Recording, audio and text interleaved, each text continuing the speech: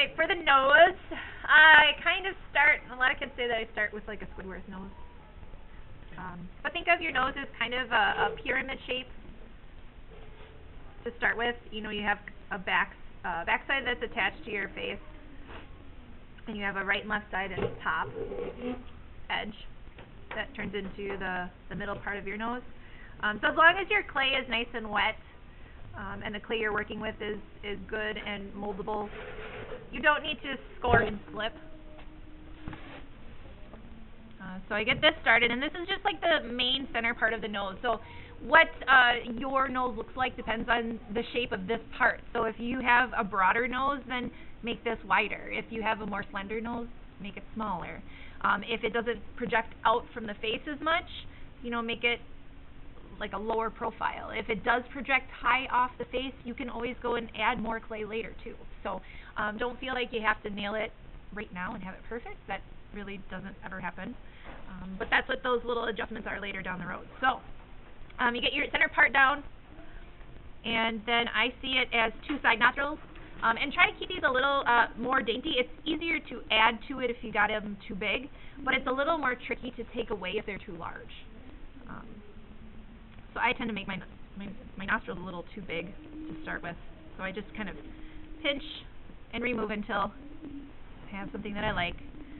Now, this needs some blending work. Okay, so I get them placed, and then I want to blend in to the main nose and also a little bit into the cheek area, so that they're well attached. But I don't want to lose that three-dimensional form so much, so don't try to blend too much of your nostril away, or then it looks like you have no nostril. And that's kind of a common error I see when people are blending in this part. You know, they'll maybe blend so much that they do this. And all of a sudden, well, you completely got rid of your side nostril. So either you have to now, like,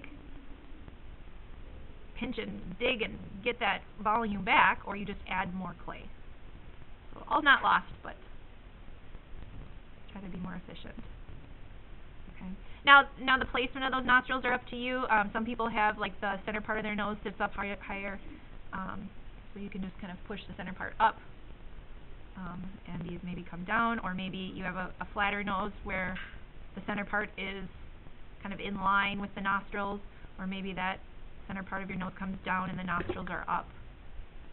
And that's all in just personal choice, or based on if you're trying to sculpt somebody specific.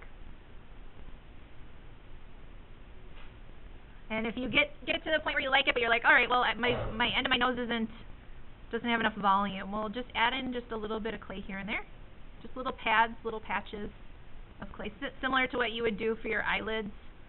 You're just going to add little patches of clay. So it's important that your clay is nice and soft and moldable. Otherwise, these end up falling off as it dries if your clay is too dry.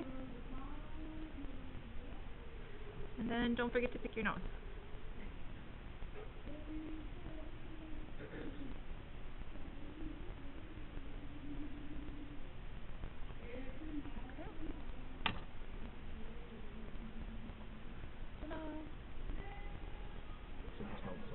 I know.